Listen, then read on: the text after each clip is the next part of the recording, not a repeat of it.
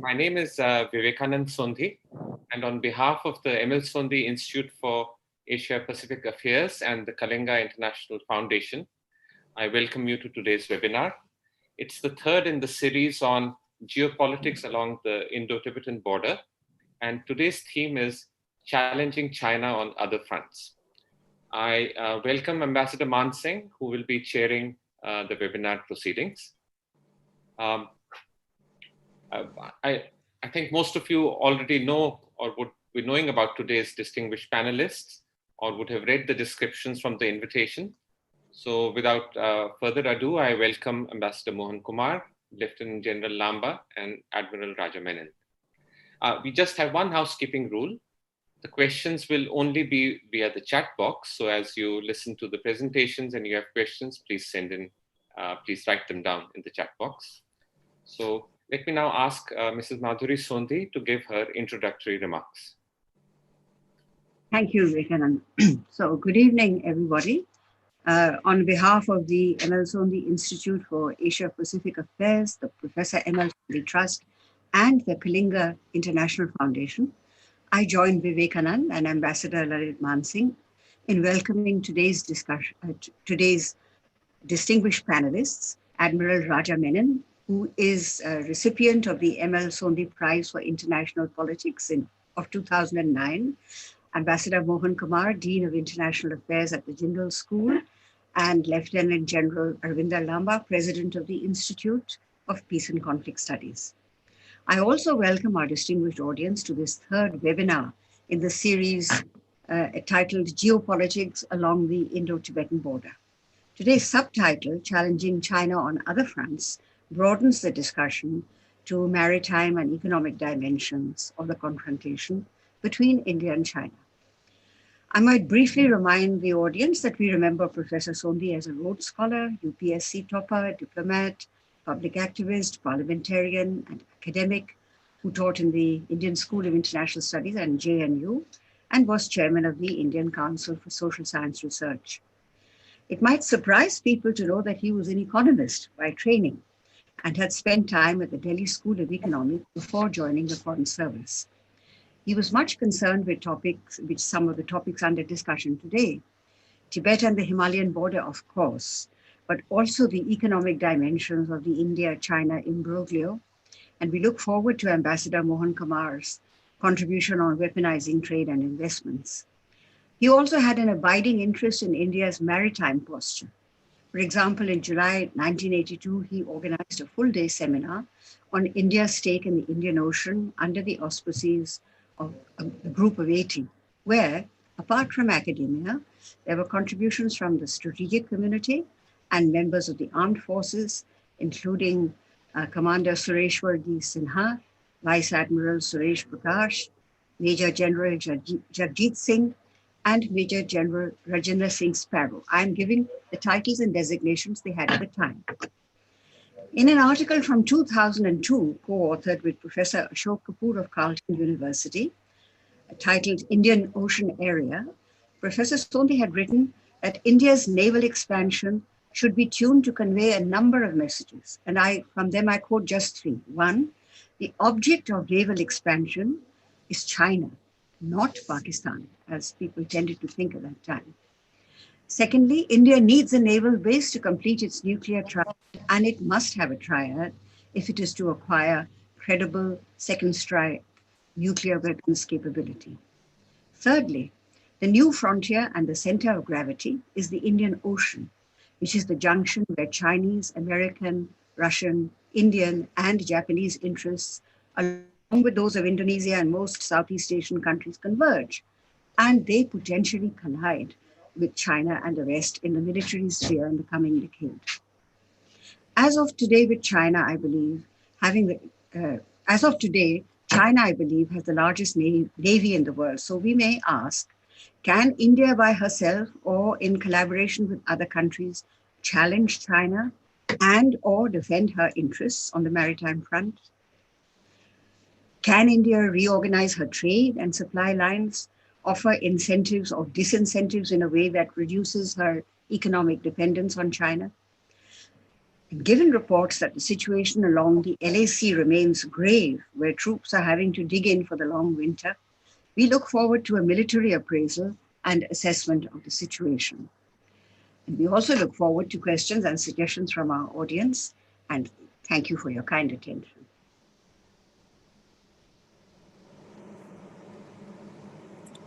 Vivekanand, would you like to add anything? No, sir. The floor is yours, sir. Okay.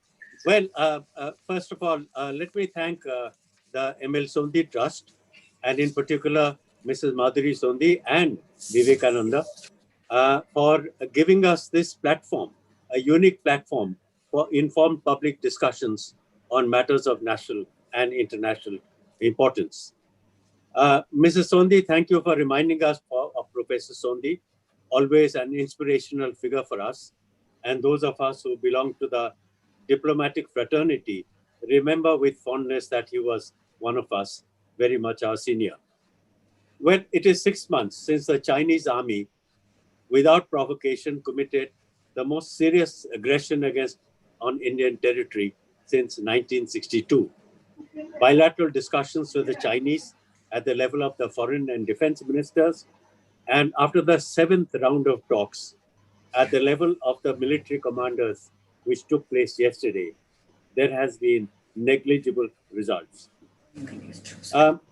All we have today is an uneasy truce, and the prospects of some 60,000 of our soldiers being on high alert on the Himalayan heights for the rest of the winter to guard against further mischief from China. So strategic experts are asking if there are other means of breaking this impasse and punish the Chinese for their unacceptable behavior. The answer, I find, is yes. And we have some of the best experts in the field to guide us on this evening. There will be 3 presentations. As in the past, I will pose a set of issues to each panelist before he starts his presentation. The first panelist is somebody you all know very well because he has been a participant in every single webinar since we started the series. My good friend, General Arvinder Lamba, former Deputy Chief of Army Staff and a leading military expert. He has been giving us regular updates of the situation on the Indo-Tibet front. Now, General Lamba, before you begin, I have the following sets of issues for you. 1, how prepared is the Indian Army for the new challenge of winter deployment all along the line of actual control? Number 2, are the armed forces working on a comprehensive defense strategy covering the entire spectrum of the Chinese threat on land, sea, air, and cyberspace? Number 3, the collusion between China and Pakistan is becoming clearer every day, and the defense minister raised it publicly 2 days ago. How prepared are we for a 2-front war? I hope you will find an occasion to address these issues. General Lamba, the floor is yours. Thank you, Chair. Thank you very much. I have got the questions. Thank you very much for getting me back on this webinar. It's been a privilege to be with you all ever since the inception of this series. And I have given a sort of a military assessment when we begin and move forward before we make larger decisions. I think here it's important in my next 15 minutes or so to address just the situation at a strategic perspective, where we are, what has China done since the 29th of August? What has India been able to do before I go and address these specific aspects that you have given me, Chair? And that happened to be, are we up in a situation of truce? How do we manage it? How do we conduct our negotiations, a 2-front war? And finally, what else can India do to open up the conversation and move forward on this? Very briefly, sir, about the situation on ground. The situation on ground is serious. It's grave, and I think it came out best from the words of the Air Chief and the Vice Chief of Air Staff, who visited the Ladakh very recently and made their observations that the situation is definitely serious there. They may not have said so in so many words, but having been in the system, one can interpret what the lineup of interpretations would accrue. Three things that have happened is China first, they talk about 50 to 60,000 troops. It doesn't matter where they are, but some reports say they are in Aksai, some say somewhere else. But it would be appropriate to assess that if they have to conduct offensive operations for which they've got their troops, they would have them located opposite the sensitive areas. And I think to them, the sensitivities are in the stretch between DBO, Galwan, and in the middle is Depsang Plateau. That's the most serious aspect and most vulnerable part of Indian territory, where they have come in 2013 and not gone back. Further east, when we move, I think they have intentions of definitely raking up something in the Doklam region, a bit about in the Nepal territory, which was under dispute recently, and finally, in a much bigger way, in Arunachal Pradesh. Two more aspects. Their missiles, they have deployed forward, and the components are essentially of the strategic rocket force, which has both their artillery systems, their missile systems, and their nuclear systems. All comprehensively in these organizations, they have moved them up considerably, starting from Aksai and all along the border, right up to Arunachal Pradesh. Amongst their air defense systems, they have the S-300 deployed, they have the S-400, the YL-80, and some other equivalent systems, which they think are imperative against the operations by IAF. On the other hand, we have India. All I would say is, without going into the details of formations, the requisite deployment on ground is comprehensive. The sensitive areas are safely guarded. We have the all arms components where required, and the predominant, focused deployments as required, depending upon some of the insensitivities I just brought out. A last word about the Air Force.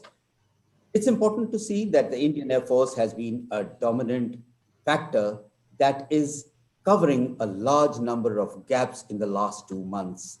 While many analysts have felt that the numbers of the PLAAF have been overwhelming, I think a very intricate assessment tells us, including some foreign think tanks, that the Indian Air Force may well have an edge and stun the PLAAF in some aspects. So it's an edge, and we could definitely accept that part, that we are, by virtue of our advantages of territory, the distance between the border, the LAC, and our permanent forward deployments, we are way better off than our counterparts across.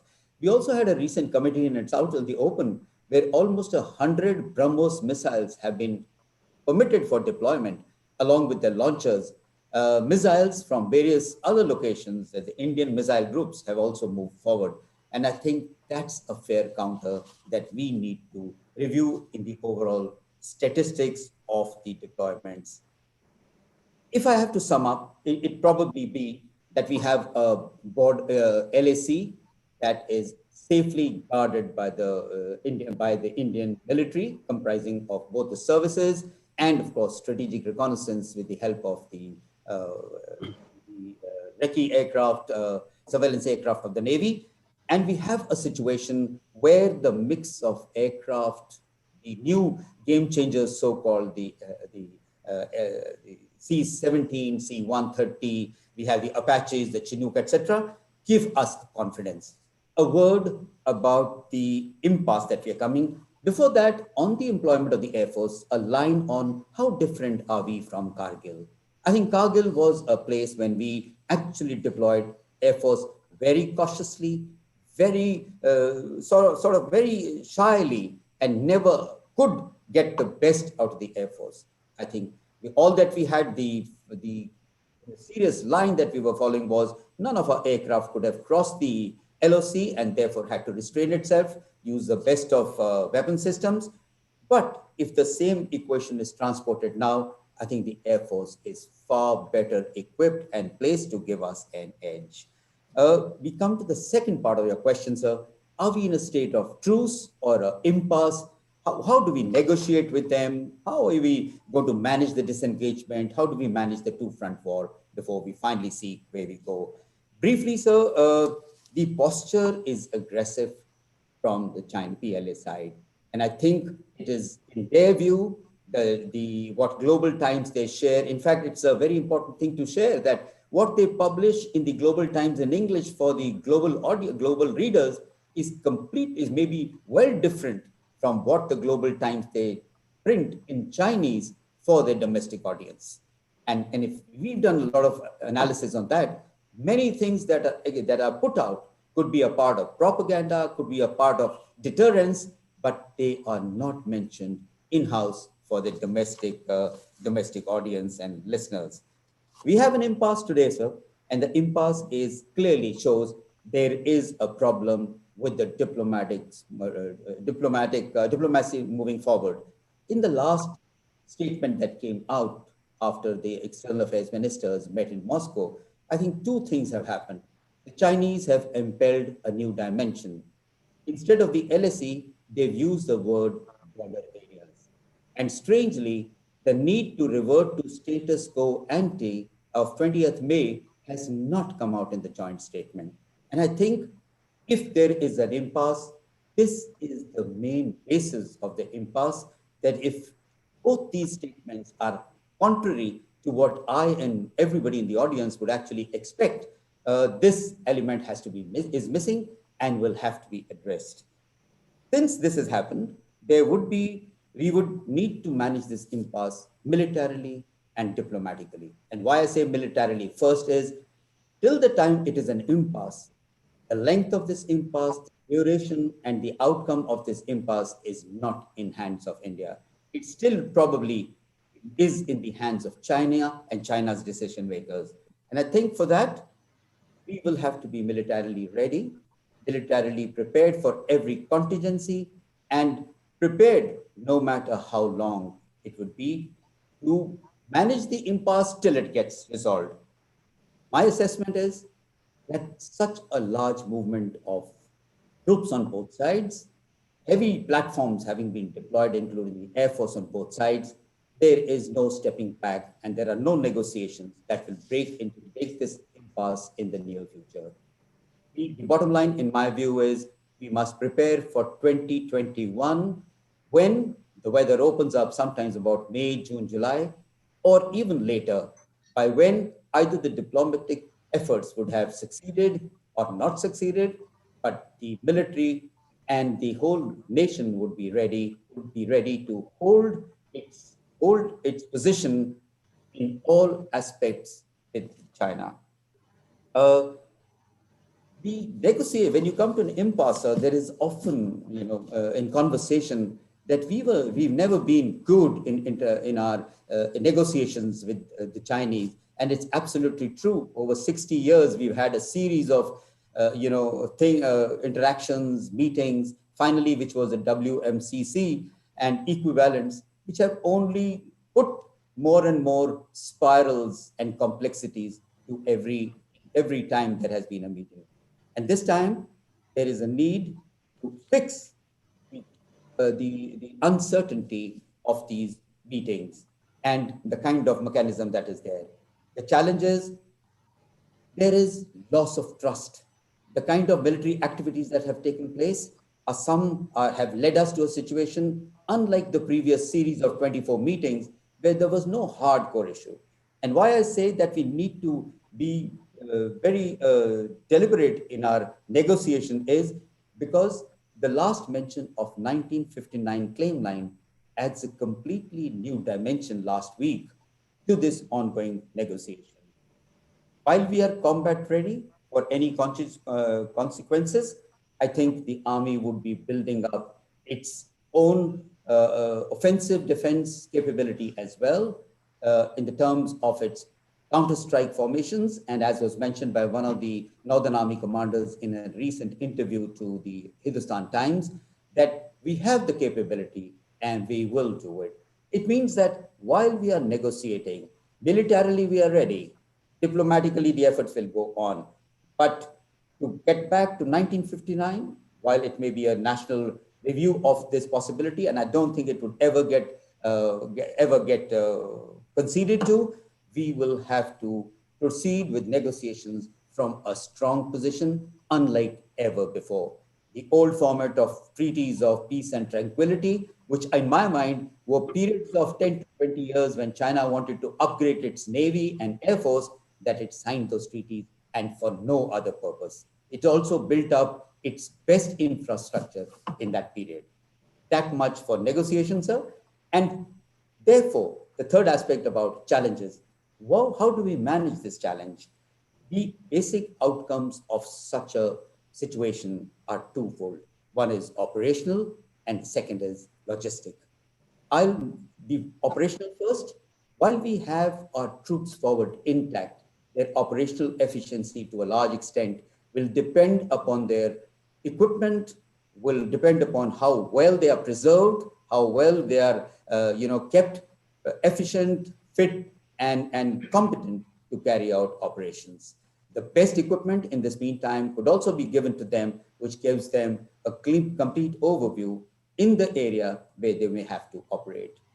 More important, and what is spoken about, and you mentioned as well, sir, the endurance of such a force will depend to a large extent on logistics. And having been to Leh a number of times, it's some of the showpiece pictures show trails and trails and trails of vehicles that carry 6 months stocking for over the period of October to May. And that's the 6-month period when it is only air maintained. I think with additional troops which have been inducted, there is pressure on the logistics. But I could also say, having worked in one of those directorates which deals with this logistics, it has been a format that in every sector, taking on dual tasks.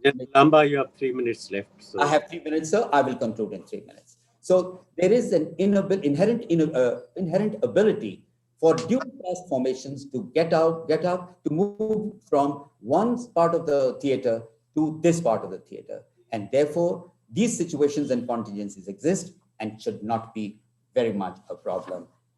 Your second last point about a dual front, sir, we have a serious situation where Pakistan would play true to its ally in the way it in the way that China perceives our demands of it. That may not be most rational on Pakistan's part, but I fear that Pakistan could use its air force, and worse still for them, that it allows Chinese air force to operate from Pakistan bases. And that is the threat that we have in detailed analysis of the Air Force today that we have.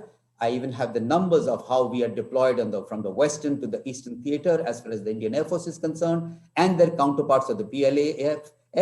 It is manageable as far as the air threat is concerned. We don't worry about the dual threat from the land army, from the army of Pakistan. We have evaluated those contingencies and should not be a problem.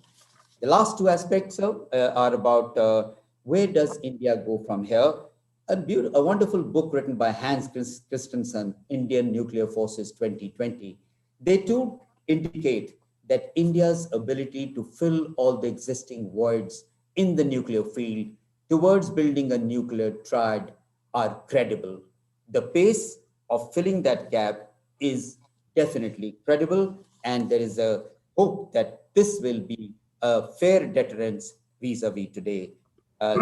Third and final point, sir, that in the end, it will depend upon India's ability to, like I said, politically, militarily, and equipment-wise, logistically, endure our position there till any contingency arises.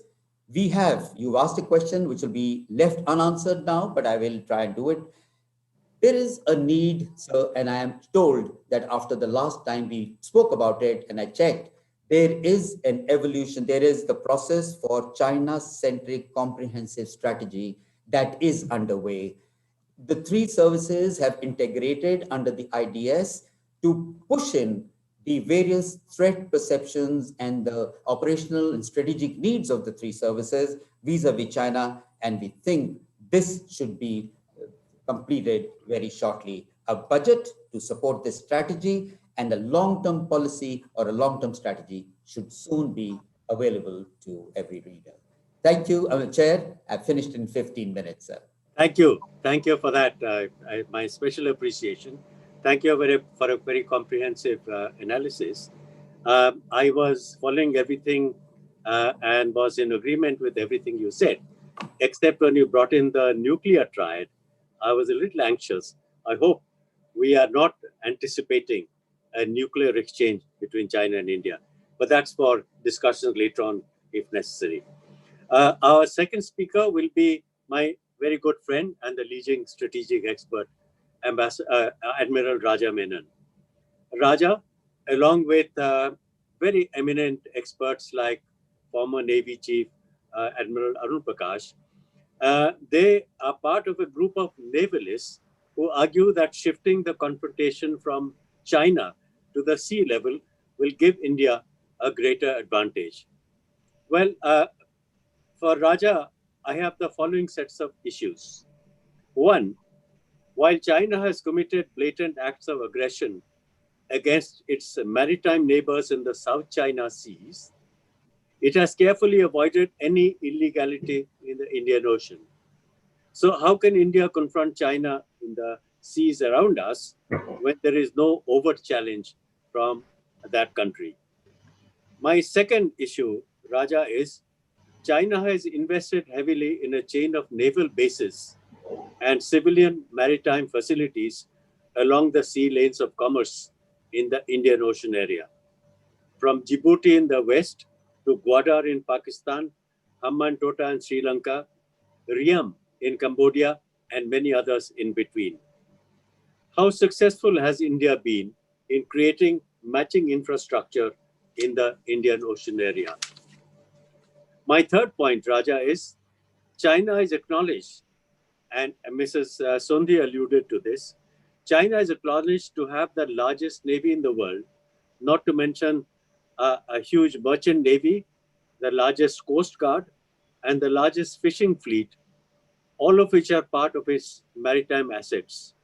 How can India overcome this overwhelming asymmetry in naval capability? Number four, will the integrated command in the Andaman and Nicobar Islands be empowered enough to keep the eastern sea lanes free from Chinese interference? And finally, number five, do you see the quadrilateral of India, US, Japan, and Australia, whose foreign ministers met a few days ago in Tokyo?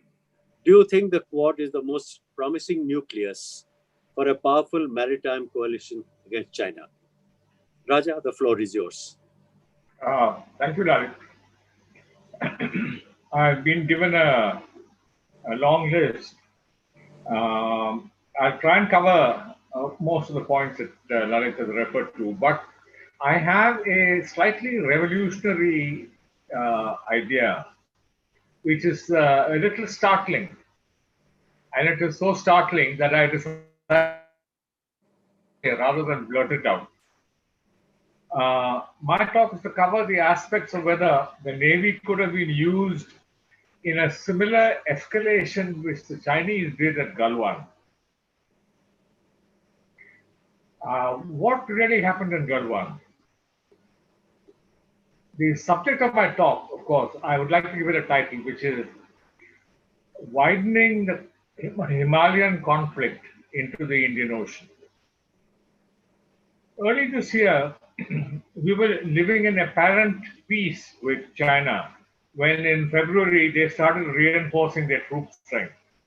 Now, obviously, February, for reasons that still seem opaque to most of us, they amassed 40,000 troops, built logistics, alerted their airstrip, and finally in June, they engineered an incident. I deliberately say engineered because despite the ban on patrols using firearms, They came armed with metal-studded batons, which they knew would catch the Indian troops by surprise. And this was done despite the agreement on peace and tranquility of 93, 96, and 2005. Now, we, as do all other countries, have a clear understanding of the demarcation between peace, a state of crisis, and open hostility.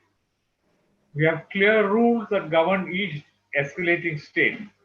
And when we thought we were in a state of peace, we lost a colonel and 22 soldiers. So clearly, China and we follow different rules of governance of peace and hostility. Our rules are taught in staff colleges and mostly originate from Clausewitz, a Prussian officer who observed Napoleon very closely. He, as you all know, wrote a hugely respected book called Krieger on war, which is still in print. He based his writing on observing the Napoleonic way of total peace, followed by frantic diplomatic negotiations, followed by a massive application of force. Now, Clausewitz wrote most intensively on the conduct of war when the country is entirely mobilized towards a war effort. Napoleon was responsible for creating conscription, and he raised huge citizen armies. They lacked in spit and polish, but made up in revolutionary zeal. He also introduced an officer corps based on promotion by merit. Most importantly, he laid down the famous principles of war, which is the basic theory in the teaching of all staff and war colleges in the world. But the most important reason we are analyzing Clausewitz today is that it was the military duty to convert a political objective into a war aim. Once this was done, then the field belonged to the soldiers. Prior to defining the objective or aim, the field was open to the diplomats to achieve the best bargaining position. Clausewitz was a contemporary of the famous French diplomat Talleyrand, and during the crisis phase, the situation was left totally to Talleyrand. The Clausewitzian line that separates the crisis phase when the diplomats led to the war phase in which the soldiers led was clearly defined. Now, our problem is that of all the countries in the world, only China doesn't read Clausewitz, but believes in Sun Tzu, or Sun Shi as he is called. Sun Tzu advises that victory is best achieved without fighting. He also, unlike Clausewitz and Napoleon, doesn't believe in a massive application of force. In fact, Sun Shi has said that all-out war is advantageous for neither side. Our conundrum is that our institutions, military and diplomatic, believe in the separation of crisis and war, between diplomacy and hostility. The PLA, who clearly follow Sun Shi, believe that diplomacy and hostilities are one continuous phase, and that violence during the crisis phase often leads to a better diplomatic result. This kind of violence is often referred to by Chinese leaders as teaching a lesson. Sun Shi's sayings are well known, such as, when the enemy is strong, bide your time. When the enemy is weak, attack with all your might. This clash of thinking between Clausewitz and Sun Shi explains why we were taken aback in Galwan and why we need to reapply this lesson to the Indian Ocean on the Chinese. Can we reverse our thinking in the Indian Ocean? Here, geography favors us, just as geography favors the PLA in Tibet. The PLAN faces east in the Pacific Ocean. They have the Japanese Navy outside the back door and the US Navy off their front door. They are hugely dependent on imports, particularly oil, all of which passes through the Indian Ocean. 45% of their oil originates in the Gulf and passes within 20 miles of Thiruvananthapuram. Another 30% comes around the Cape of Good Hope and all 75% pass through the Indian Ocean, where the Indian Ocean is temporarily superior if the PLAN leaves behind enough forces to combat the US Navy and the Japanese Navy. Can we reverse our Clausewitz in thinking for a moment, think like Beijing, and strike where they are weak and we are strong? I'm not suggesting that we sink tankers, but I think we should choose either the shipping lane at Thiruvananthapuram or the mouth of the Malacca Straits to divert their tanker traffic and escort them to a quarantine anchorage either off Thiruvananthapuram or in the Nicobars. I've had a good look at the satellite data on merchant marine traffic in the Indian Ocean, and I'm confident that we can stop and divert at least 50% of their tanker traffic. It's 2,000 miles from Yulin, the closest Chinese port to the Malacca Straits entrance, or 4 days passage for a task force. It's 3,000 miles from Yulin to Mattam Point, Thiruvananthapuram. Depending upon which intersection point we choose, we have 4 to 6 days uninterrupted for quarantining. Of course, the PLAN will try and intervene. In fact, our plan is to induce them to lay a trap for them to try and intervene. But using the Quad's intelligence sharing agreement, we should get a continuous plot of PLAN movement. After quarantining,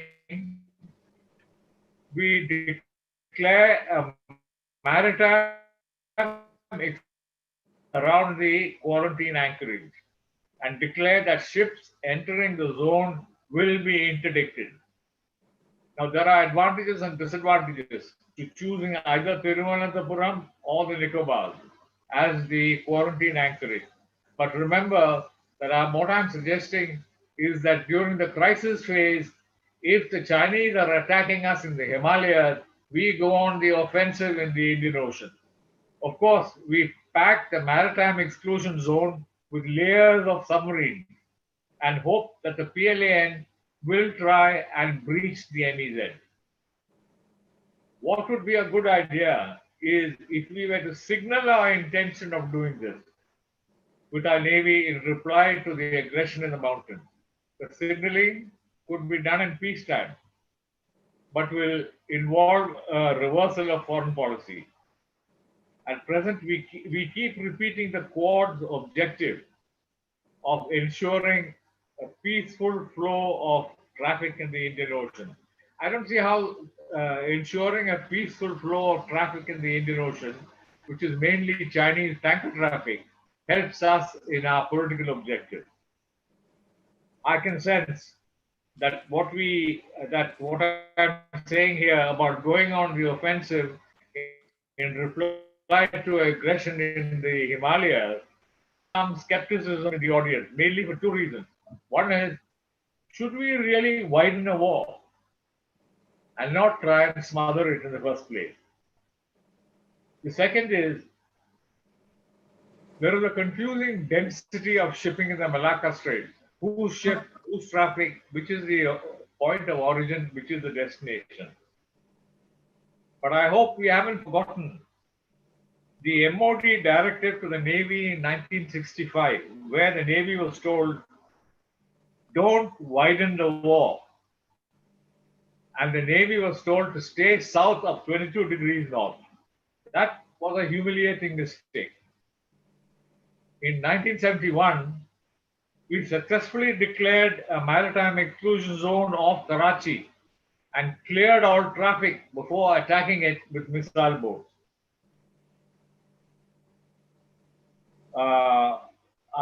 The second doubt, I agree about whose traffic and whose is a little bit messy, but that is why I'm ascribing not more than 50% success to our tanker traffic.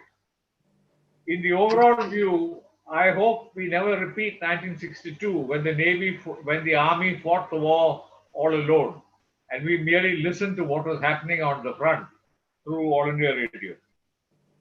I think we've come a long way from 62 and 1965.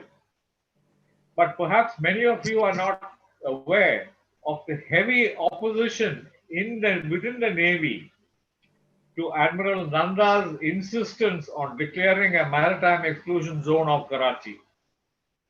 There was quite a lot of opposition.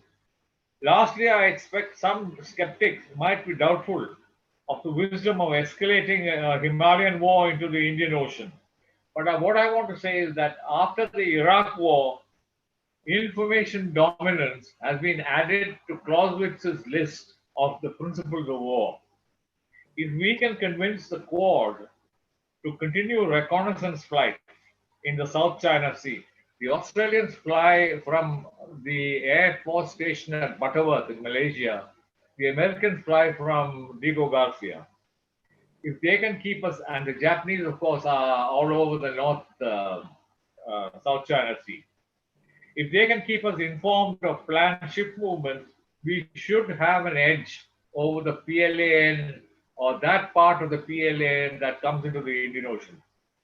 But I think that we should discuss whether we should catch the Chinese by surprise or whether we should signal that we will do this for the sake of a political objective.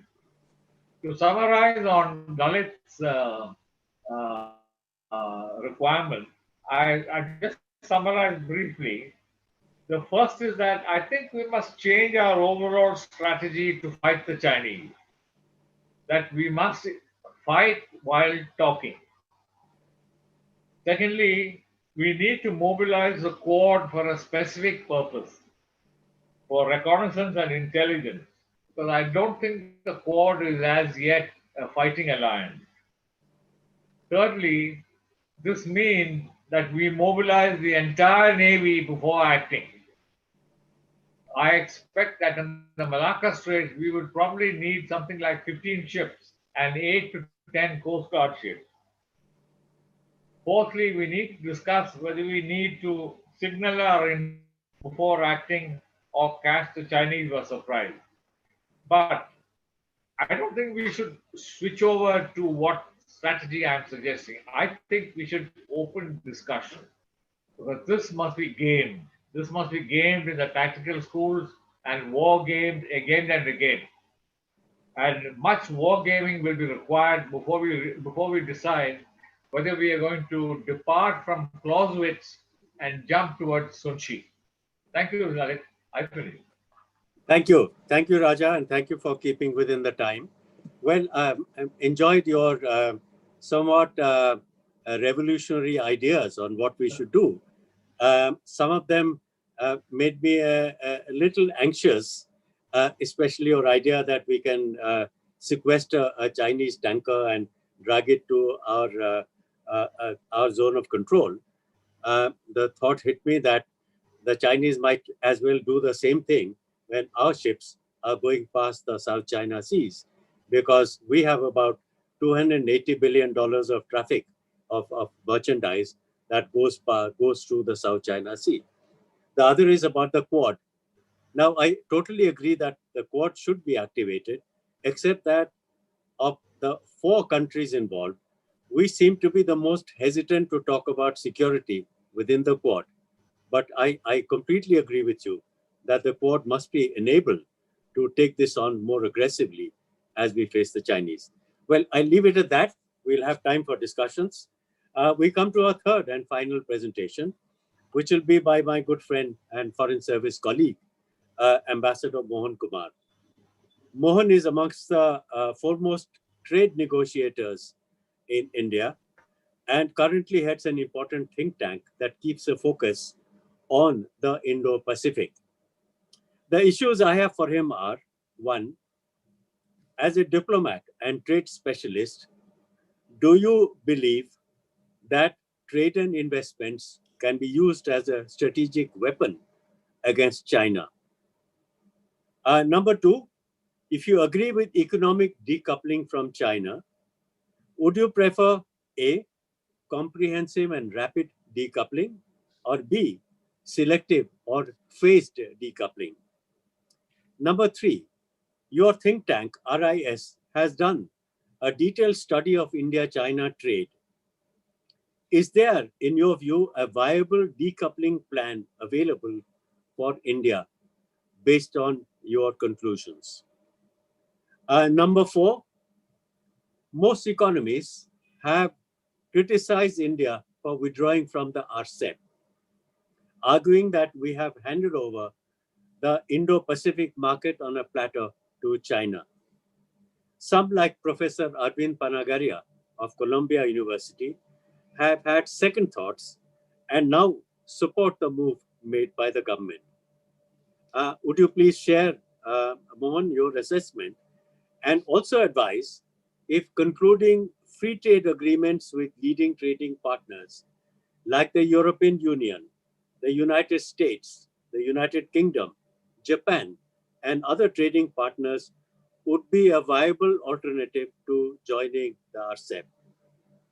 And my final point is, Mohan, in one of your writings, you mentioned that India has a Brahmastra, the ultimate weapon, and that is the Indian data market.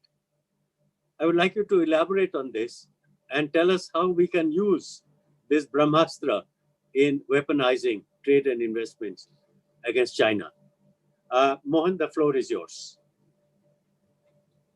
Thank you very much, sir. I want to begin by thanking the ML Sondhi Trust. This is my first time, so my respects to Mrs. Madhuri Sondhi and my greetings to Vivekananda Sondhi. And sir, it's a pleasure to participate in this under your chairmanship. You've been a mentor and a senior to all of us, and it's always a pleasure. And I also find that several important interventions have been made by my two other colleagues on an important border issue relating to the military and strategic aspects. I will begin by saying that trade is too strategic an issue to be left to trade experts. This has been my view throughout. The IAS colleagues in the Commerce Ministry used to hate me for saying it because they always considered me an outsider since I belonged to the Foreign Service and I specialized in trade. The fact is, weaponization of trade is not new. If you remember, sir, in the 80s, we were the target of the United States in the form of Special 301, Super 301, when we came under tremendous brutal pressure from the United States to conform to market opening, to conform to intellectual property rights. That changed, and it changed because in the WTO, the World Trade Organization. Incidentally, I must also tell the audience, the original name for this organization was Multilateral Trade Organization. The American senators, led by Patrick Moynihan, objected to the word multilateral. So we dumped reams and reams of paper into the sea because those papers all had Multilateral Trade Organization. That was the name given by all of us. But Patrick Moynihan at the last minute said, we object to the word multilateral because we want to be able to take unilateral trade measures. This will never pass the Senate. So to cater to American demands, we agreed to the change of the name from Multilateral Trade Organization to World Trade Organization. We said, what is in a name? A rose smells just as sweet, so why bother? The fact is, we agreed to the WTO dispute settlement mechanism, countries like India, because the United States had assured us once we have a binding dispute settlement mechanism in the WTO, we will not resort to unilateral trade measures. By and large, I must say, until 5 years ago, the United States kept its side of the bargain, at least against countries like India. What has happened last 4-5 years is a combination of factors which has led to weaponization of trade. And of course, President Trump, it cannot be denied, has taken weaponization to a whole new level. It's no longer Special 301 anymore. The first reason is the backlash against free trade and globalization. We thought that the rising tide will lift all the boats when you do free trade, when you do globalization.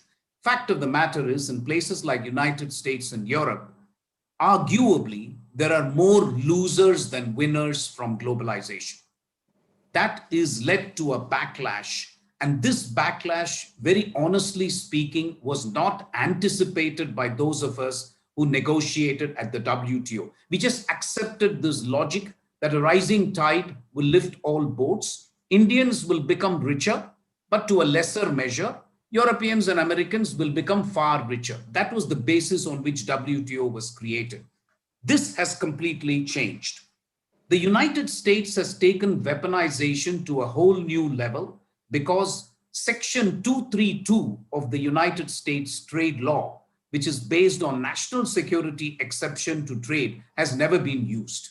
Now, President Trump has imposed punitive tariffs on steel and aluminum, saying that steel and aluminum imports impacts national security in the United States. Now, this has gone to a panel in the WTO. Unfortunately, the dispute settlement mechanism in the WTO is dead, is as good as dead. But we have a two-stage procedure, a panel and an appellate body. While the appellate body is dead, the panel has ruled on this by saying what the United States has done is wrong, because this security exception, Article 21 of GATT, cannot be used like this. Every country in the world cannot be allowed to judge what is a national security exception. Incidentally, in 1999, when the late Brijesh Mishra was in the Prime Minister's office, I was in WTO in Geneva. I was asked whether India could take Pakistan to dispute settlement, because while India granted MFN to Pakistan, Pakistan did not grant MFN to India.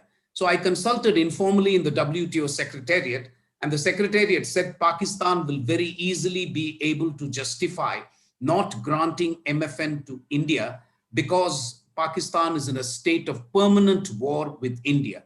So with regard to the current situation with China, as long as you have a border situation in Ladakh, you can argue that relations are not normal between India and China. My assessment is not that the government of India is thinking of anything along those lines, but my assessment is we could very easily invoke the security exception in the GATT to do whatever we wanted vis-a-vis China at this point. And we will get away with it because we literally have a war-like situation. The language used in Article 21 is emergency or war. And since there is a war, whether you like it or not, and people have died, so we wouldn't have a problem. China has also contributed to the present situation of President Trump weaponizing trade because China has played the WTO multilateral system as a master does, frankly. You know, if you take, for example, the payment mechanisms in China, MasterCard, Visa, etc., none of it is there. And yet they have access to the European American markets. Take Huawei, it has access abroad, but when China distributed 5G licenses recently in China, 90% was given to Huawei and ZTE. 10% a token license was given to Ericsson. So China has played this game by following a non-reciprocal trading relationship with others. They have made use of globalization. They've become the factory of the world. This has led to a massive backlash. In any case, the reality today is trade is strategic, reciprocal, and preferential. This is something you cannot get away from it. I wouldn't use the word weaponize, and most trade diplomats hesitate using the word weaponization, although in reality it is that. But we will say it is reciprocal, preferential, and strategic, which is why I genuinely think trade should be dealt with by political leaders and by the Ministry of External Affairs. It's very difficult to look at it purely in mercantilist terms. That's the point I'm making. With regard to India-China ties, you asked a question as to whether complete decoupling or selective decoupling. I would say a complete decoupling in the next 5 years is neither feasible nor desirable. So we will have to continue with selective decoupling, which I think we are doing very well. If you take investment, for example, we have a strategic screening investment mechanism vis-a-vis China, where every investment from China in our neighborhood, etc., we are able to screen now. We've also used language which protects us from investment being routed through Hong Kong. So I think we are okay in terms of Chinese investment. We are okay in terms of looking at the products that come from China to India. And here I want to make a reference to the RIS study that you mentioned, sir. RIS indeed looked at tariff line by tariff line of all the products that come from China to India. We had full statistics available for 2018. So that is the latest we have. I want to begin by saying it is, the question, do we have any leverage vis-a-vis China? The answer is our leverage is not substantial, but it would be a mistake to think it is insignificant. That is the best answer I can give. It is not substantial, obviously, but it is not insignificant, and I'll give some examples. Second, a lot of observers say Chinese exports to India constitute only 3% of Chinese export. So what's the big deal? You don't have any leverage. I would argue this is a wrong line of reasoning. We are the fourth largest contributor to Chinese trade surplus globally. We constitute 17% of China's trade surplus in the world. What Mr. Donald Trump is saying when he says we need to export more and import less, he's talking of trade deficit. I'm talking, where does China get its trade surplus from? The fourth most important country is India. And you cannot say 16% is an insignificant figure. So why contribute 16% trade surplus to China when they're beating the hell out of you in Ladakh? You should be doing something about it. That's the way I approached this study. And that's the way we approached it in RIS. We also found, to our great surprise, 82% of Chinese products that come into India, there are alternative suppliers available in the world. It's not as if we can only import from China. An important caveat would be price. It's true that the Chinese prices are lower. Second, there are some issues of logistics and distance because some of those are based in Latin America. But subject to these caveats, 82% of imports from China can be, diversified to other suppliers, at least slowly. Because the interesting conclusion we came to, why is China then able to export to India and not other countries? The reason is scale. The reason is scale and quantity and price dumping. They are able to do it so well that they just beat the hell out of all suppliers. And therefore, our people go blindly and say, okay, let's get it. This is like the Tirupur hosiery industry in my home state, whose exports of shirts had to stop, shirts and pants, because all the zippers and buttons are coming from China. The situation is so bad, we can't make excellent zippers and buttons because those have been contracted out to China. So the delayed supplies, and then we had the trade war with China, or we have a trade friction, these things didn't come. The other important thing we found in the RIS study, we import 4,044 products for HS digit 6 line. I don't want to get into HS digit, but trade experts will understand. Every product is classified according to a harmonized system, 8 digit, 6 digit, and 4 digit. I'm using 6 digit to say 327 out of those 4,044 products we import from China constitute 70%. This is largely based machinery, chemicals, base metals, and plastics. These 4 categories, machinery, chemicals, base metals, and plastics, constitute 75% of imports coming from China. Plastics, straight away we should stop.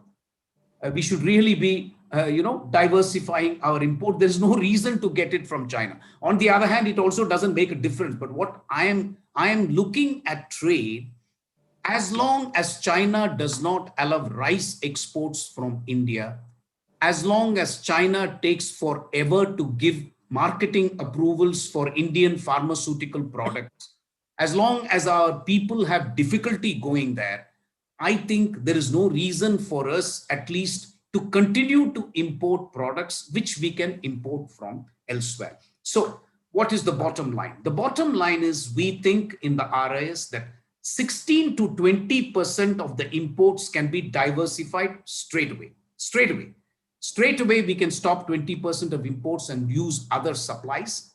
The other things, two-pronged strategy we have suggested in the RIS. One, we look for alternatives and we start developing those supply chains. It will take time, 2 to 5 years, but it is a good time to start.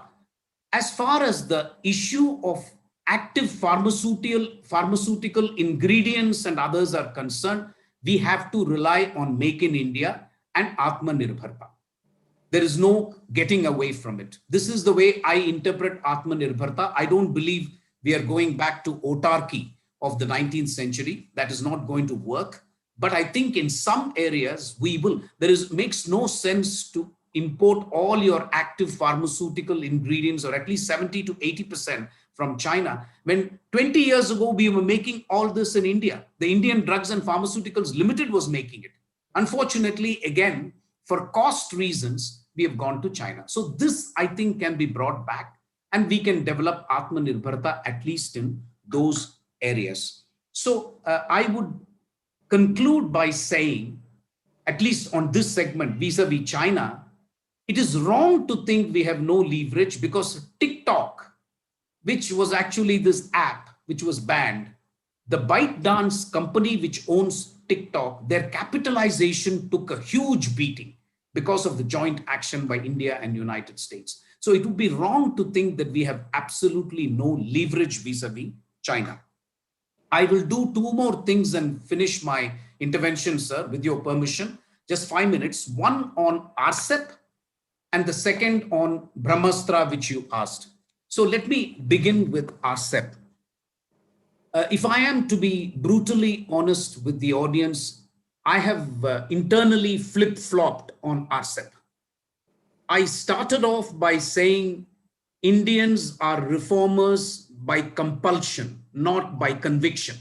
We are never reformers by conviction. You look at the agricultural reforms, they patently make sense, but it is still difficult to carry it out because some vested interest or some farmers, whatever. I mean, so I would put it for your consideration. I used to think the only way India can reform is when WTO forced you to reform.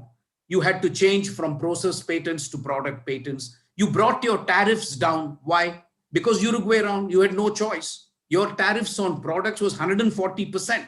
We brought it down to something like 20 to 30%, thanks to the Uruguay round. So I am a firm believer that we are not great reformers by conviction. We need compulsion. Therefore, I began by saying we should join RCEP. I have changed now for 2 reasons. One, the dragon in the room, if you like. So the China factor has become huge because when I looked deep into the FTAs we have already signed with ASEAN and other Singapore, we have a problem implementing the rules of origin in these FTAs. In any FTA, the rules of origin is the most important. You have to be sure that if you have given a concession to Malaysia, it is Malaysia which is exporting the product and not China through Malaysia. We are not able to plug this hole. So there is this China factor. The second reason why I have changed my mind on RCEP is frankly because I find that frankly, we should be having FTAs to the west of India and not to the east of India. I agree that the eastern part of the eastern part of India, or the China region, the ASEAN region, is a very dynamic region. The problem is most of them are exporting the same things that we are exporting. So I would therefore come and address your last subject, which is FTA. It is an irony that all the FTAs signed by India are to the east of India. We haven't signed a single FTA to the west of India. Yet both the most important export markets of India are United States and Europe, not China, not ASEAN. So it makes no sense for me that you continue to negotiate FTAs. You are reviewing your FTA with ASEAN, which is fine. In the East, I would pick ASEAN. I would pick Japan, Korea. I would do one with Australia, which is easy. I think it is advanced. And I would push somewhat in an unorthodox manner for some kind of an economic agreement with Taiwan. This is extremely important for India because of the technology trade, the semiconductors and so on. I think we should seek a long-term relationship with Taiwan. We are not breaking any new ground here. Singapore already has an FTA with China and has an arrangement with Taiwan. Singapore does it beautifully. So why can't India do it? And most important, to the west of India, we must look at the African Free Trade Union. It is going to be critical. And if we need access to the African markets, we must start negotiating with them. And of course, United States and EU. I come to the last point of my intervention, which is the data market. Sir, as of today, the data market is very neatly divided into three different categories. You have China, which is arguably the biggest data manufacturing country, but they have given it only to Chinese companies, and they have completely kept out what the French call GAFA, which is Google, Amazon, Facebook, Apple. The French call it GAFA. So GAFA doesn't have access to China. It's all Alibaba and Tencent. They have said, this is our data. We believe in data sovereignty for us, not for others. And therefore, we are going to close our market. The United States, which is really the headquarters of GAFA, that believes that there is no need for government intervention. And therefore, they have allowed a free run to Facebook and Google and Alphabet and so on, which is coming under pressure because now even Mark Zuckerberg admits that there must be government regulation. In between, we have a European market, which has passed a privacy law, which is very close to what we should be doing. France has also imposed a digital services tax, which we should be emulating. We already have an equivalent levy, which is fine. And then you have two big data markets in the world, which are, in my view, virgin markets. One is India. It's a complete free-for-all. It's unregulated. And you've got Africa. These two are the big virgin markets. And these two are the markets which are going to be growing in the future. Africa's population is set to double from 1.3 billion to 2 billion by 2050. And Asia's population is set to go from 4 billion to 5 billion, mainly because of India, because China has already peaked. So these two markets are extremely important. There are only three things to data: who owns the data, who uses the data, and who monetizes the data. So we in India have not figured this out because we are still in the stage of Justice Sri Krishna Commission inquiry. We have a bill for personal data. We have a bill for non-personal data. What is critical personal data? What is non-personal data? We are still, I think, deciding all this, but it is important for India to get its act together. Who owns the data? The data should be owned by the people who produce data, number one. Number two, who uses data? Data should never be used without your explicit consent. I would request all of you to see a Netflix documentary, The Social Dilemma. It's a beautiful documentary where the punchline of the documentary is, if you are allowed access to some free website, it means you are the product. That's what it says. Don't kid yourself, it's coming free to you. You are the product. That's why they're giving it free, because you're giving out your data and the data is being used. So I come to what can really make a difference in India-China leverage. It would be 5G. The Chinese have to really get access to India's 5G market, because that is what will be a game changer. They already have control of their market.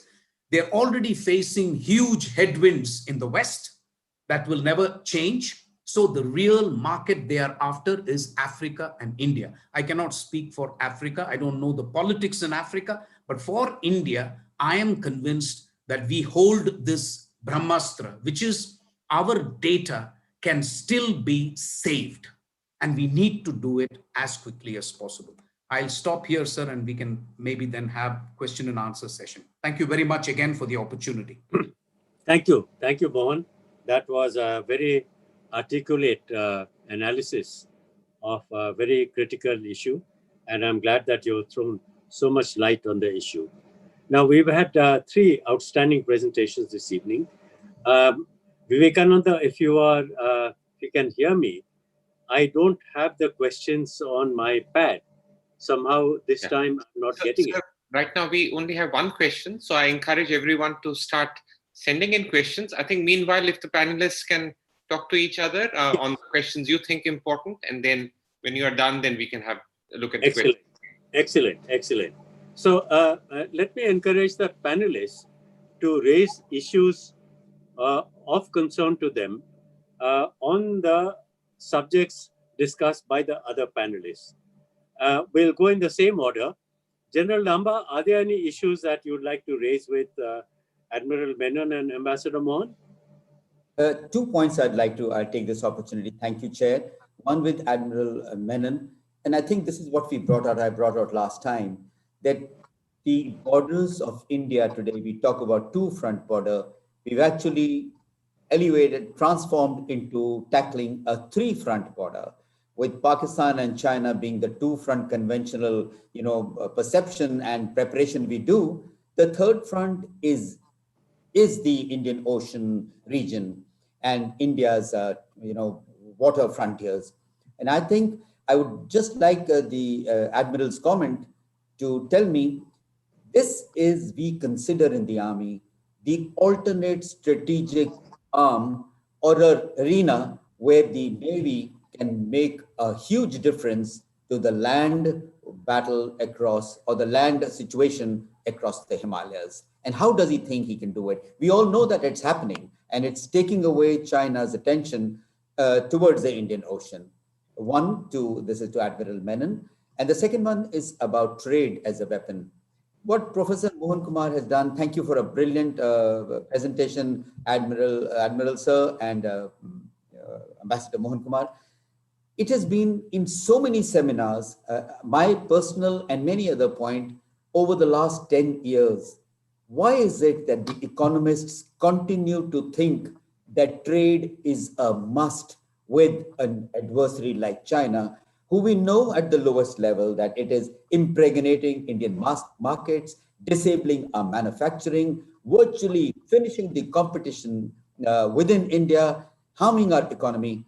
And I think even this realization, as Professor Mohan Kumar does it, how do you really think it can be expedited or moved forward in a policy or action that will make some dent to China to feel the pinch, and rather than say, no, economics is different, as the economists have been saying so far, and leave it aside from security.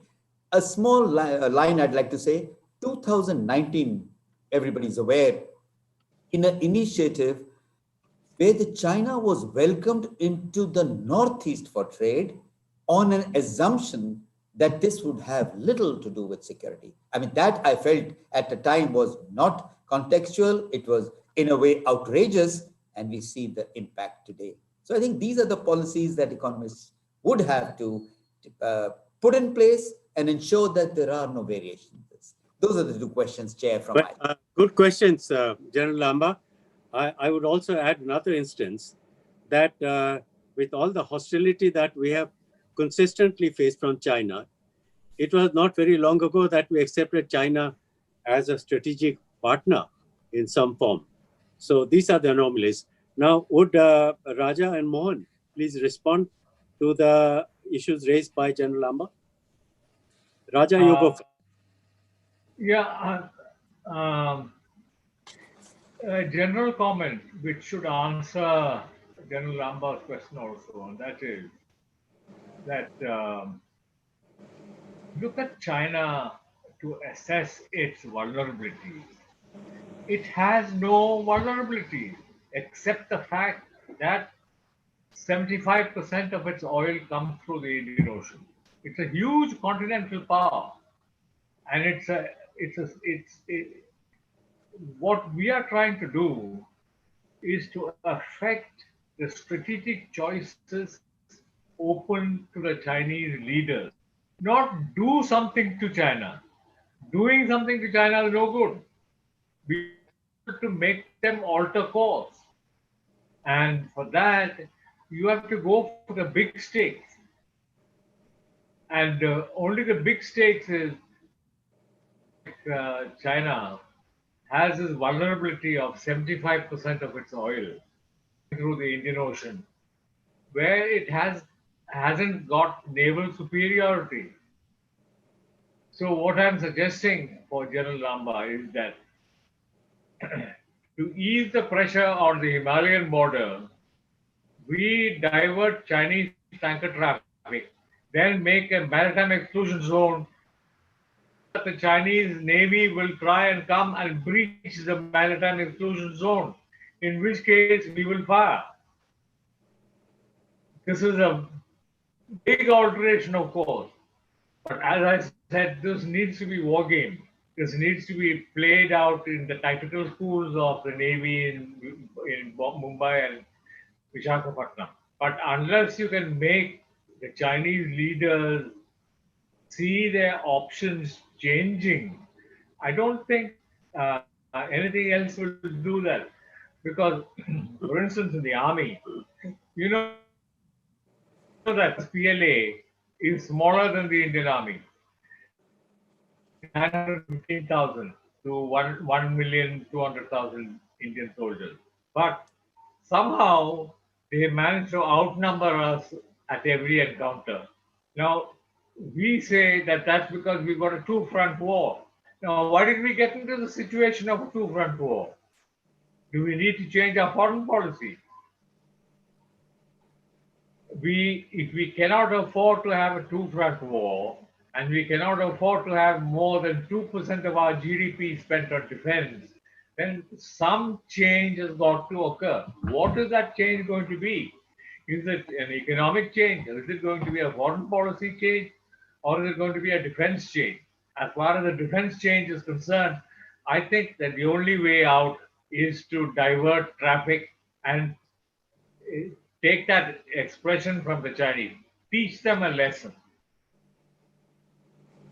Thank you, Mohan. Sorry, Raja. Mohan, any comments to add? Very briefly, one of the things we are having great trouble. I also teach, as somebody said. So explaining to students who have bought into this theory in international relations that when two adversaries trade, war becomes less likely. This is almost an article of faith in IR. Now, two things have busted this theory completely. One is China-India, where the Chinese believe that, frankly, what is happening in the border should be completely set aside and we should carry on as if nothing happened. So it completely busts this theory that if you start trading with your adversary, that you are less likely to go to war. And the US-China as well, I would argue, in fact, the US-China even more, because they are joined at the hip. So that theory has gone for a 6, and therefore a lot of questions are being asked. Sir, I have also got 2 questions. Do you mind if I answer them on the chat box, or I'll wait for you to post? Let's go through this phase, and Okay, then we'll sir. come back to the 2 questions. Okay. My question to the 2 gentlemen, sir, if you allow me, is that, all of you are sounding optimistic. If I understand what General Lamba said, you are sounding optimistic that we are well placed. I'm talking of the military eyeball to eyeball confrontation.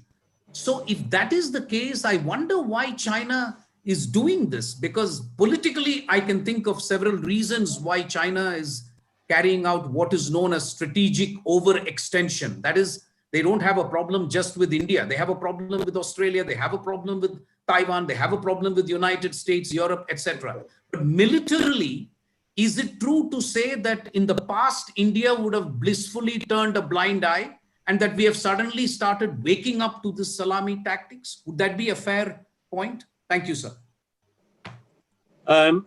May I add to that, to both General Lamba and Admiral Menon?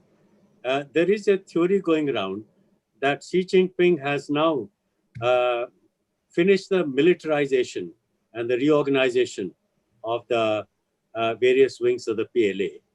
And now it is trying to test whether the Chinese can actually fight a war and win. Is this correct with reference to what they're doing, not only on the Tibet border, but also in other parts of the Indo-Pacific? Okay, now on to you, Raja, and then General Lamba. Frankly, I don't think there's going to be a full-scale war. The Chinese are going to nibble, as somebody said, salami slicing. It is against their doctrine. Sun Tzu is very clear. He says the best way to win a war is without fighting. Why don't we listen to them? We are superimposing Clausewitz on China. That's no good.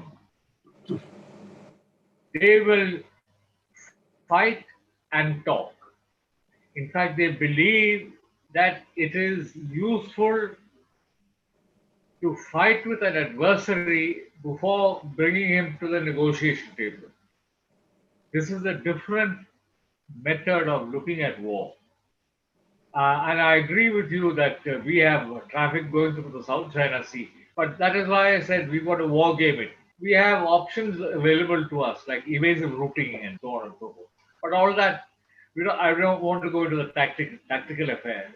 The tactics have got to be actually war games, for which we need special facilities, which we don't have in Delhi.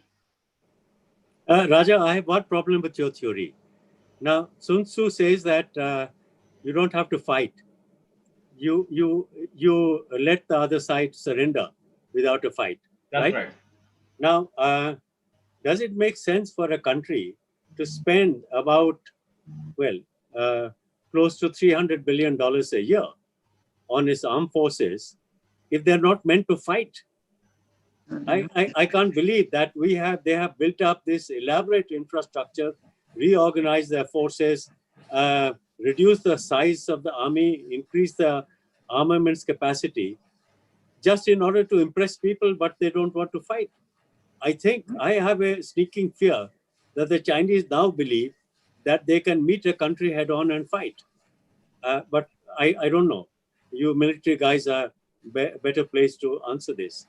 Okay, General Lamba, would you like to say, add anything to this? Sure. This is a very interesting paradox that everybody faces. You know, while hearing such statements, the one that I try to articulate and those who equally present the situation. So that big void remains in perception. Directly asked, there is no yes and no answer. To compare a military like that of China with India, well, it's not a match. It's not a match. We know it in the heart of hearts.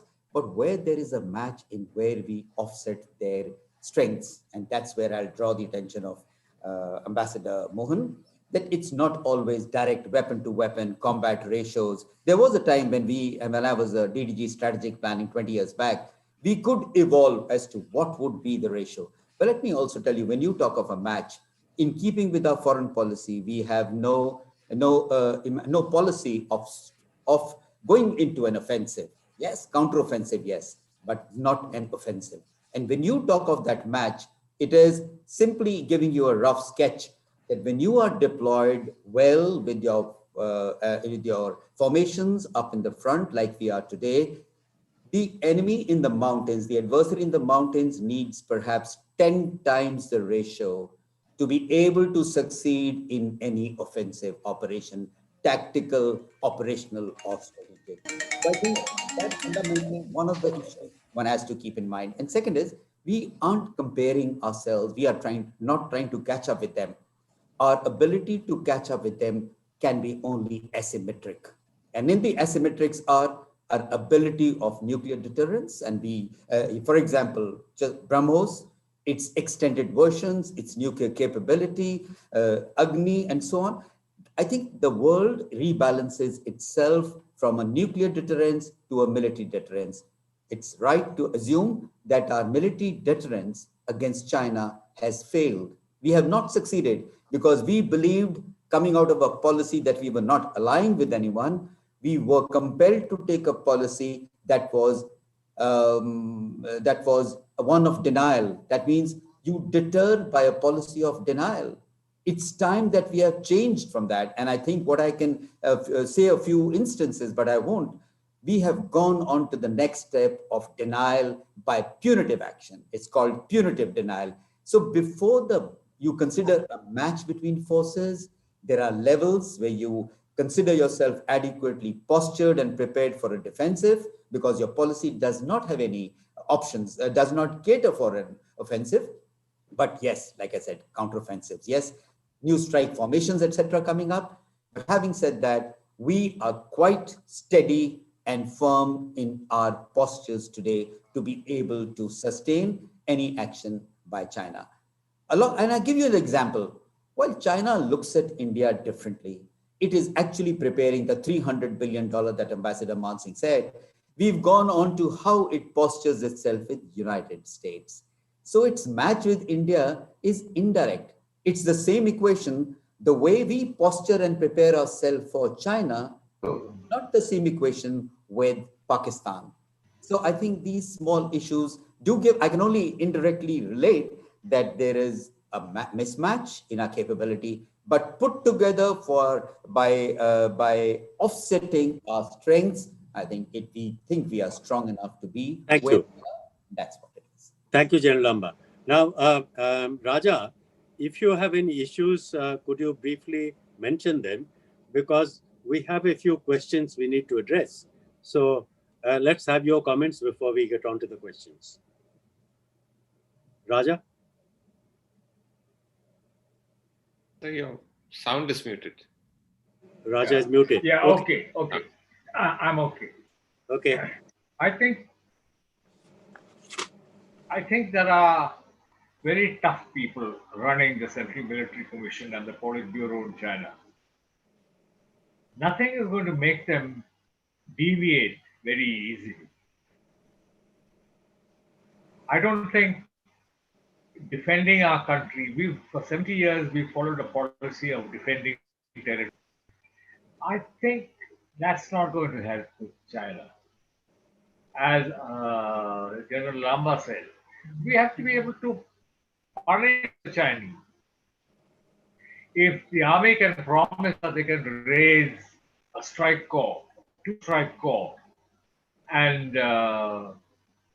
push an armored thrust into Tibet, then I'm willing to listen. If I'm willing to listen, then the Chinese leaders will be willing to listen. In the meanwhile, I don't see any other option other than attacking that tanker traffic in the Indian Ocean.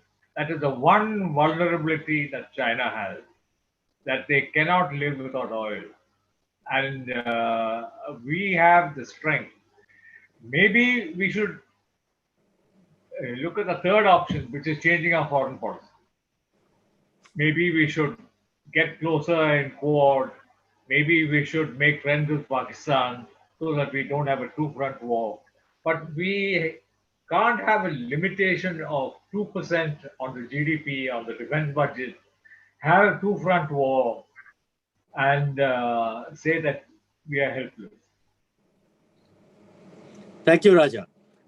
Raja, let me take up that issue that you commented on now, because it relates to a question from Dr. Sanghamitra Mahanti, who asked about whether there is a meaningful role for Indian diplomacy.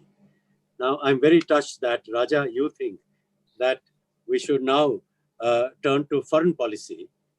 I'm a little embarrassed, if I may represent Indian diplomacy, I'm a little embarrassed that the China policy that has come through MEA has actually lulled us into a kind of complacency about China. And hearing the military experts talking now, and some of our younger colleagues in the Foreign Service talking about it now, I feel that the time has come to overhaul our foreign policy too, and make it a little more robust. So I think my answer to Dr. Nivedita Mohanty would be, yes, there is a role for foreign policy, but not the primary role. I believe in what Admiral Raja Menon has suggested, that we should, so far as China is concerned, talk and fight at the same time so that we get better dividends. So far, talk has not yielded the kind of results that we had anticipated. And the dialogue that we've been promoting, I think, has been greatly overrated. That's my personal view, not representing that of the establishment. Mohan, since you are the diplomat on the panel, I'd like you to also answer Dr. Nivedita Mohanty's question on the meaningful role for Indian diplomacy. She had a second question about the data protection bill, but I will overrule that because that will take us a little too much out of our discussion scope. Mohan, any comments? Sir, my comment is very simple. I think as far as I'm concerned, Indian foreign policy should have only one objective, an 8 to 10% rate of growth and achieving a $5 trillion economy as quickly as possible. A lot of what we are talking about, including General Lamba's lament that we need more resources for the armed forces, all of this will fall flat if your economy doesn't grow substantially and exponentially. Even with regard to United States, I dare say, if we grow at 2%, they will lose interest. So we really need to get that mojo back as quickly as possible. Thank you. Thank you, Mohan. Very succinctly put, and entirely agree with you. Now I turn to the second question from our colleague, Ambassador Vijay Nambiar, who has asked, what are the economic changes that India needs to bring about, which has been mentioned in an article he quotes from Raja Mohan. So I think, Mohan, you are in the best position to answer that. The other is to our military experts. Vijay has asked if we could have a maritime exclusion zone applicable only to China, and could that be considered as a deterrent? That I leave to our military experts. So, Mohan, you go first. So, sir, I'm glad that the government of India has not wasted this crisis and has carried out labor reforms and agricultural reforms, which otherwise would have taken another 10 years. So I'm delighted about this. I would only request the government to even push more. This is the right time. You have a majority in both houses of parliament. As long as these reforms are well-meaning and they have been suggested by committee after committee, we need to do that. So that's one. The second thing we would have to do in order to answer that question is we need FTAs, because Vietnam has already signed an FTA with EU. Vietnam's exports of textiles, garments, shoes, precisely the areas where you are interested, will now become 0% duty in EU. India's customs duty for exports to EU ranks around 3 to 5%. This is an impossible tariff restriction that we will not be able to overcome. So I would do two things. One, carry domestic reforms even more. My next target will be land reforms. We need to do that. People cannot wait 5 years for acquiring land in order to start an industrial activity. This has to be done. Second, we need to sign FTAs, as I said, with EU and United States, and indeed with Australia. That would complete the Quad. We already have an FTA with Japan. The 3 Quad partners with which we do not have an FTA is United States, Australia. So you do that as well. That way, at least the Quad framework will be intertwined through supply chains, and the Resilient Supply Chain Initiative needs to be taken seriously. Thank you. Mr. Mansingh, if I can just say one thing. Yes, sure. Yeah, I think possibly Admiral Prakash would want to say a couple of things. Can we, if it's all right, can we open his mic and he can join us? Yes, of course. Of course. Yeah. We welcome his views. Yeah. Tarun, can you open Admiral Prakash's mic and video? I've given him the permission, he can. Okay. Yeah, okay. he's here. Okay, sir. Thank you. Yes, sir. Well, we expected nothing less from Admiral Raja Menon. After all, he's been the fountainhead of the Indian Navy's strategic thinking and so on. And of course, he's a He's an acolyte of Mohan and Clausewitz. A couple of points I'd like to make, Ambassador Mansingh, with your permission. One is this harking back to our diplomacy. I mean, I think there's been a huge, not a failure, but huge gap between the diplomats and the soldiers. And I'd like to draw attention to two issues. One is that the Army and Air Force have for years been talking about war being short and sharp, much to the annoyance of the naval officers everywhere in the staff colleges, NDC, and so on. The Army and Air Force have insisted that modern day wars cannot be anything but short and sharp, by which they mean that they'll fight only for 10 to 12 or 15 days. Now things don't work out like that. But unfortunately, what that thinking has done is to ensure that we are supplied and we have war reserves, etc., only for 10, 15 days or even less than that. The second impact has been that the diplomats have either overtly or subtly conveyed the issue that everything is all right with China, whereas everything has not been all right. With the result that we've not prepared ourselves for war. The politicians have been completely neglectful. Today, China, the peerless superiority is not in numbers or aircraft or ships or soldiers. It is in their industrial base. They are totally self-sufficient, or 99% self-sufficient as far as war material is concerned. So when our generals talk of fighting two-front war, 2.5 front wars, and it's been spoken of in the very recent past, they're really not on firm ground. So all right, we can stand up to China on the LAC. But what next? Supposing they decide, they take the initiative to deepen and broaden the war, I don't think we have many options. So we come to the maritime front. And apart from the fact that our options are running out in the Himalayas, the other question is, why have a navy if you're not going to do something with it? So I think Admiral Menon's suggestion is a very sound one, that we should take the initiative. After all, the Chinese went from peace to war overnight at Galwan. So why can't we do the same? But I would advise caution. I mean, in the Navy, we have a phrase which talks about a fleet in being, that you have a fleet of ships. You don't actually use them, but the threat of a fleet is adequate to compel the enemy to do, the adversary to do certain things. So I would advise that this business of escorting their tankers, etc., can be held out as a threat in being, because to actually capture a Chinese tanker and make it anchor somewhere could set off things, could escalate matters beyond our control. After all, they can do the same. For all you know, they'll start putting Marine commandos on their tankers, and you have a running gun battle while trying to take it to anchorage. So things could go out of hand.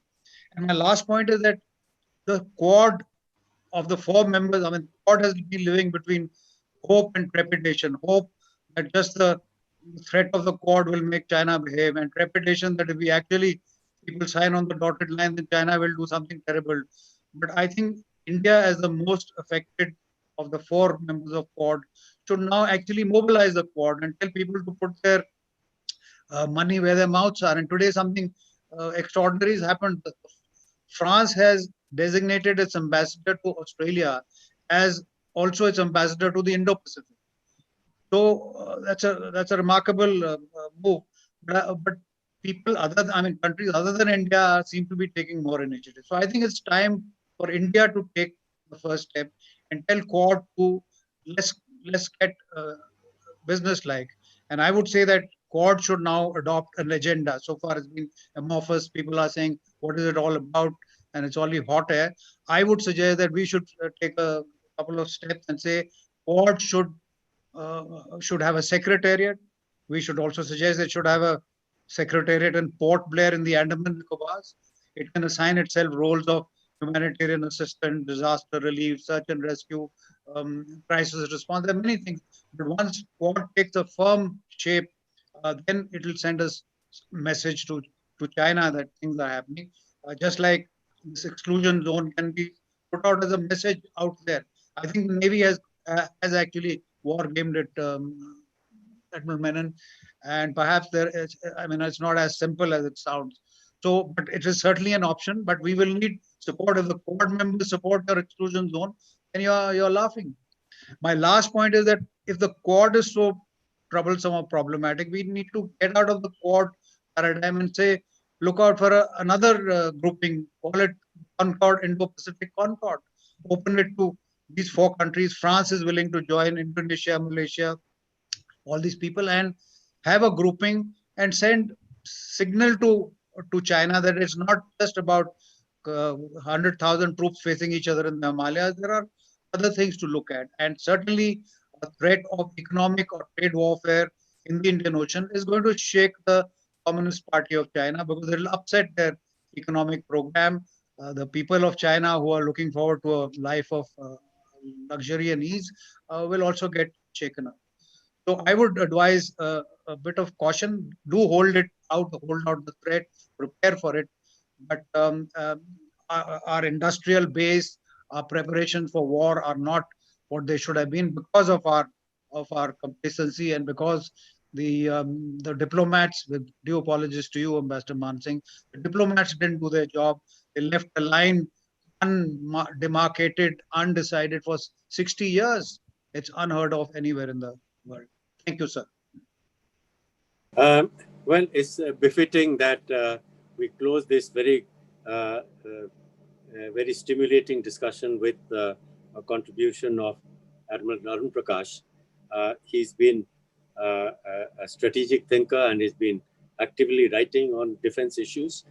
On the points raised by you, Admiral, I have already said my mea culpa.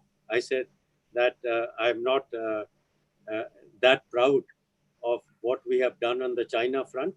Maybe that's wisdom by hindsight, but the fact is that the entire system was lulled into believing that we are talking to China, we've got strategic commonality, and everything is all right. Now we know everything is not all right. I take your point that the Navy should get the due role it deserves. But my worry is, are we really in a position now to confront China, considering what China has achieved in the last 5 to 10 years, particularly in reorganizing the PLA Navy? You know, to have a fleet of, I believe it's about 8 aircraft carriers, 2 more to be added soon. To have a fleet of 10 aircraft carriers is something stunning. And we have been struggling with another aircraft carrier for many, many years, as you know. So we need to prepare ourselves, and rhetoric is not going to be useful. We need to internally create that pressure on the government. On the Quad, I entirely agree with you.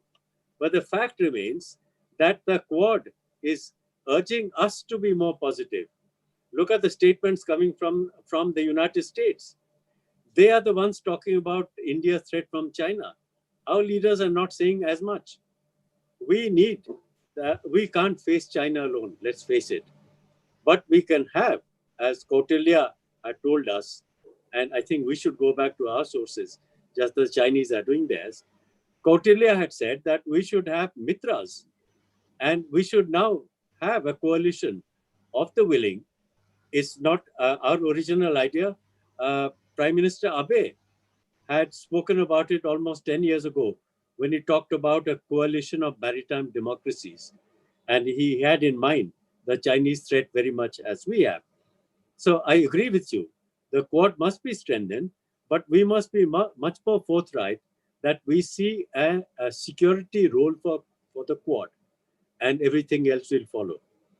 And here I feel that collectively we should also give a message to the leadership that the constituent units of the government can't take policy decisions.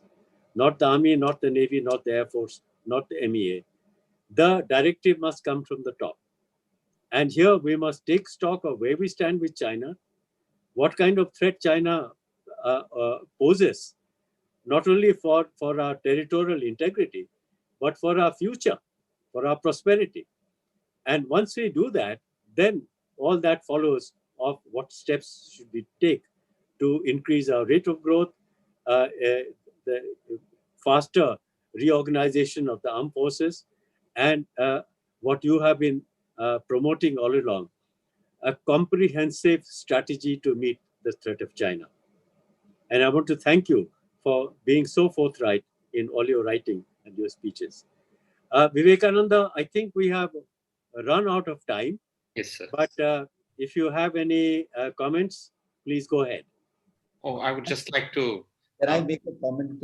I'm sorry to intervene on a last comment. I just want a minute or two, Vivek, if you can allow me to clarify. Please go ahead, sir. With the permission of Chair, sir, precisely Yes, sure. 2 minutes. Sir. This is a very important comment made by Naval Chief Arun Prakash. And I think he's made a very good point about short wars. But I do want to clarify in the same breath that short wars are probably not a design. They may turn out to be such. The Bangladesh war was the last war I saw, and we started in Bangladesh in the Eastern Front, whatever it's were. We started on the 3rd of November and wound up on the 16th of December. Though officially it started much. It started on 3rd December, whereas we started almost on the 3rd of November. The second is, it's important to say that the stocking being done by as an Indian Army's written policy for readiness for war is 30-30. 30 days intense war, 30 days normal war. And intense and normal are extraordinary high rates of attrition. And 30 days is intense as war, and it is followed up by war wasted reserves. So put together, I think it is right to assume that we are prepared for wars, maybe from 20 to 30 days or even more, by virtue of the stocking that we as a policy do, which is today 30-30, in terms of equipment, in terms of munitions, and in terms of our capability to survive a war of a fair duration. That's a small comment I wanted to make, sir. Thank you. Thank you, General Lamba. Well, Vivekanand, please go ahead with your concluding remarks. I just wanted to congratulate the panelists. I thought it was an extremely stimulating discussion, and many thanks to Admiral Prakash for joining us also. I think we need to continue this webinar series. I think there are so many short and long-term policy challenges, and I hope we will come up with new themes to explore. I think we have planned with Ambassador Mansingh discussion possibly next month to discuss a very important strategic happening that happens every 4 years. The Americans go for a poll, and then their policies can change. So we'll organize a discussion next month. And finally, I just want to thank all participants. I mean, Ambassador Mohan Kumar, General Lamba, Admiral Raja Menon, and again to you, Ambassador Mansingh. It was a wonderful discussion, and all the participants who are still with us. There is an IPL match on. Probably some people are departing for that. So thank you so much. It was a great function. Thank you. Thank you. Thank you, Vivek. I'll also like to add a word of thanks to our colleagues, both in the ML Sondhi Trust and in the Kalinga International Foundation, for the kind of logistical support that they've given us for organizing this webinar. And so, goodbye, and look forward to seeing you all again at our next webinar. Thank you.